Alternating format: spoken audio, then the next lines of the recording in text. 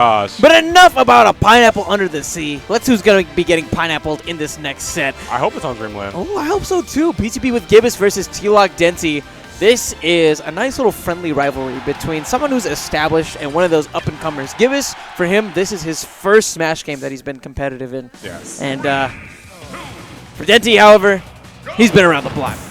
Definitely. He's been, definitely a really big threat since the Brawl days.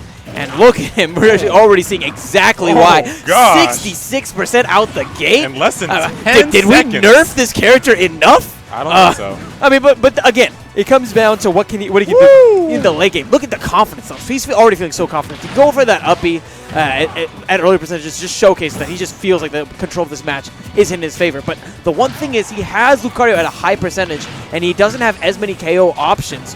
Whereas Lucario at this percentage has a plethora of tools ready to go ahead and put the nails in the coffin for Denti. So Denti has to be a little bit cautious here. He can't give up too many openings. He can't force too many options. Otherwise, Gibus is going to get right back into this. Exactly. But, counteracting that point, if Denti is able to take off this stock just like that, he is in a phenomenal position against Lucario, who excels at later percents in taking out stocks. As we saw from Gibus earlier on when he was playing against SS Guy, he was able to take off stocks fairly soon. But it was looking like Denti is a completely different monster, and this is going to be a lot tougher than Gibus thought it was going to be. It's going to be very tough indeed. And it's interesting, too.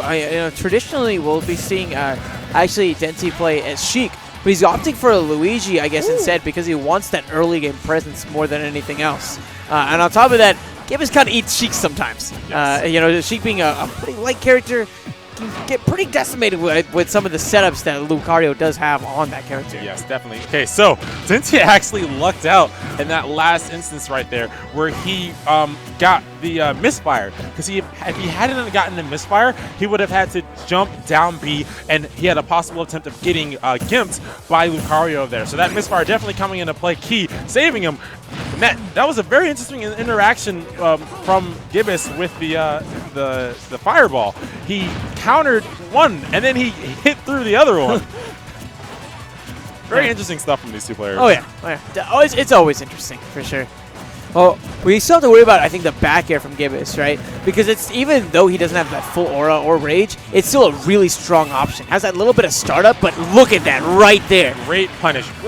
But back to a previous interaction from Denti. Lucario has been coming in repeatedly with the aura sphere, tries to get up on the shield. He was used to Denti dropping shield and rolling out. Denti conditioned him to think that. So Denti was able to get a very well-placed up smash while he went back for that back air. So I really love how both these players are kind of conditioning each other to react, and they're both reacting on that condition. Can we talk about that spacing that we saw from Gibus? He was able to avoid so many bears, and he's actually starting to mount some sort of comeback. There's about 30% that's separating both of these players, though Denti's hoping to extend that lead with those fireballs, getting that grab. He doesn't have those same follow-ups that he did in a previous patch. That perfect shield coming in so nice, but Gibus, he's way down. Denti ends up launching him right back up onto the stage, though. Yeah, so I think that was a good option from Denti. I think he was trying to go for the Gimp snuff where he'd fall right down, but he ended up knocking him back up into the stage. In that scenario, Lucario would have came back anyway, but it does not matter. Denti's able to take off that stock, that game, at Super Saiyan percents at that. Great stuff from Denti. Denti did a lot of really good adaptive playing there, and it really showed off towards the late game, but definitely in the middle of the game where he was able to take that very clutch stock off of Gibus. Yeah. And I got to give props to Gibus for bringing it back the way that he did, because that was an incredibly close match, but he got off stage and it got scary. It got real scary. Gibus with the counter pick to Luigi's mansion. Why is taking him taking a man to his house? I mean, then again, Luigi was never comfortable in this house. Let's be honest. Maybe trying to scare him. That's the reason this man lives in a pipe. All right. I mean, you gotta mind games, man. Yeah, man. Like I'm at this place. You've been fighting ghosts in here. Yeah, so Luigi, like, I'm thinking about it, like Paper Mario, actually, right? Luigi, like, there's Mario's house. And Luigi, like, lived in the basement like freaking Harry Potter. Oh, gosh. The cupboard under the stairs. And he had like a secret room and everything. I was like, bruh. I mean, poor Luigi. I mean, he got a mansion, and then he's ghost busting in I'm like, dude, like, you played tennis. USD sometimes, but you like play tennis, you race cards, you play golf, you go to parties. How is it that you like don't have your own place? Right, and you're living in your brother's I basement. mean, I guess he has the mansion, right? But like, I mean, who wants the ghost-filled mansion? Let's be yeah, honest. exactly, man. That's why he's got to stay in the basement, man. Secretly. That's like a hidden room in the game. I mean, he's kind of got a girlfriend, a date, kind of. I know, like really quick. I mean, there's. Does he though? I mean, there's what is the relationship with Daisy? I think that Daisy's a boss. She don't need no man, all right? Yo, okay, there's actually a comic about Luigi, like it's like Sad Life of Luigi or something, and like Daisy's like his friend that doesn't want to date. Oh goodness, that was like a great punish I think to that weight game. Oh god, yeah, Gibus got sent to the friend zone for sure with that one. Definitely. There's no coming back. There is no coming back. No Netflix and chill. No Netflix and chill at all. Netflix and no chill. We ain't chilling here. No, Maybe some Netflix, no but there's gonna be no chilling. Oh man, real talk though, I actually don't believe in the friend zone, but we'll talk about that. Talk about it later. We'll talk about that afterwards, man. Dating advice for JB later on. Later on.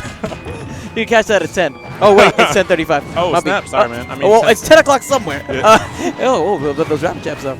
Anyways, all these jokes aside, Denti's done a good job of bringing this back, despite that unfortunate SD. Wow. And he actually got this. Wow. Gibus was waiting for it to land. Yeah. I think I actually hear him laughing right now about that interaction. Because he was waiting for it to land so that he could get like that full punish, right? Yeah. But he waited too long, and Denti was able to strike. That's the grab. That's big for Gibus, charging up that aura just a touch. Oh, and there it is. Yep, good stuff. He knew he was gonna. Either option he had there would have been the safest option. Would have been a jump, but in that case, it's like there's so many scenarios to go through, and Gibus just threw it out there, seeing if it would land. It did. Denti chose the worst option, and that was a stock. Yeah. And this is 2 games in a row where we've seen early KOs in stock 1, but very close final stocks, right? Yes. Like Denti had that SD, and Gibus ended up getting like KO'd ridiculously, like pretty early as well in game 1, and they both brought it back to be very close, but just couldn't quite clutch it out. Yeah, definitely. So if you guys who didn't know, like JV was talking Did you about call me earlier. Daisy? I'm thinking of Daisy now. No, You're that's thinking okay, of man. Daisy. Daisy, aka Mario Party Beyonce. Get Right. out. Oh, okay. But like JV was explaining earlier, all of our top players are actually previous Brawl mains. So Denti was actually a Olimar Brawl main. So this is not a foreign character to him, and he actually has had it in the pocket for quite a while, picking it up in very close situations, generally when it takes him to Game 3, because Olimar is a completely different beast from his normal characters. Yeah, this iteration of Olimar doesn't have the same technical depth that Brawl Olimar does, but it still can be a pretty great threat to deal with. We actually have, Brabazon actually sponsors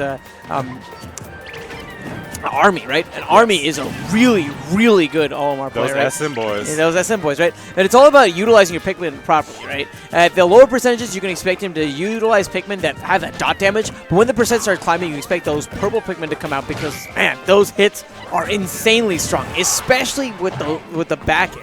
It's insane. Yeah, I think that's what he wanted. Because, like, as you saw right there, Gibus wasn't able to come in with the B-reverse Aura Spear in the air. He got stuffed right by that forward smash from Denti. So what I think Denti's going to really excel at here is his spacing. He's going to be able to space out, throw out his smash attacks just like that. Throw out those Pikmin, racking up that percentage, which isn't always the best, seeing as how Aura and Rage stack up for this Lucario. But I like the adaptation from Denti and the idea. Oh no, that's why you don't grab the ledge twice. He lost his invulnerability, got scooped up by that aura, and then slammed with that up smash afterwards. Denti has the purple Pikmin out. He's going to be looking to figure out some kind of way to get close to Gibus so that he can just close out this stock as quick as he can.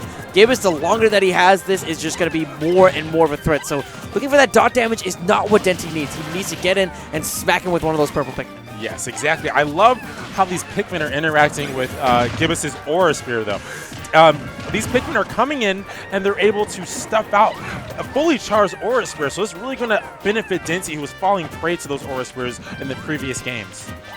Did he just throw out both of those purple Pikmin? Oh, he wants to get the grab. That's why. He wants to get the grab. Yeah. I was curious, like, what he was thinking about. That's why. You want to get the grab. The blue Pikmin, really, really good whenever you get the grabs, but still not enough for Denti to close it out? Are you joking? I mean, Lucario is fairly heavy.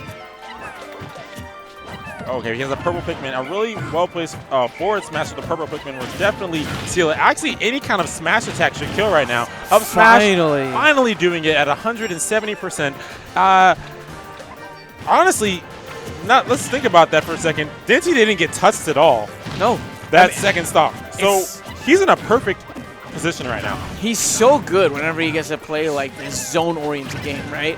Whenever he can put some space in between Gibus and himself, he plays exceptionally well. So far, 64% damage uncontested and counting, as Gibus is struggling to figure out some sort of a way in. But keep in mind, Olimar, one of those light characters, right? So when this percent starts climbing up, you can expect Gibus to get some really early KOs unless Denti's able to secure stocks quickly. And the last time he got a KO, it was in the mid-hundreds.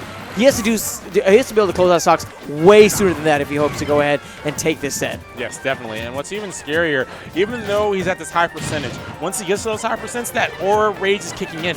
And what I fear may happen is a really great offstage interaction from Gibus. Lucario, Olimar not having the greatest recovery, being as has no hitbox, and distance is phenomenal. But with that no hitbox, it's easily punishable, and Gibus, with all this rage, cannot get out. But right now, Denti not giving him the option to having complete stage control in this matchup. Lucario finally finding himself back on the stage. That Aura Sphere, max capacity right now. Oh, wow, and look at the damage. Gibus has taken the lead that Denti had and basically halved it at this point. But Denti is able to go ahead and close out that set. Was that an F smash or a Pikmin? That was actually a forward smash with the blue Pikmin coming in extra clutch, punishing that roll from Gibus. No, that was great. That was excellent. Yes. That was seriously excellent. Gotta give props to Denti. It's been a while since we've seen the Olimar. Exactly. And honestly, I hope he sticks with it. I hope he brings it out far off. And I think it's mainly, I've seen him only bring it out in Game 3 situations mainly. Probably just mix it up, and because he's very confident as Olimar. But definitely, as we saw there, he was able to completely control the stage and not allow Gibus's Lucario to do anything. He didn't have any time really to put on the offensive, right? Yes. He didn't have any time to tap into that aura and really put on the pressure, because the whole time he was playing defense. Because like you said, Denti did a great job of taking away the stage and continuing to like pummel and pester at Gibus until he just eventually died. Yes.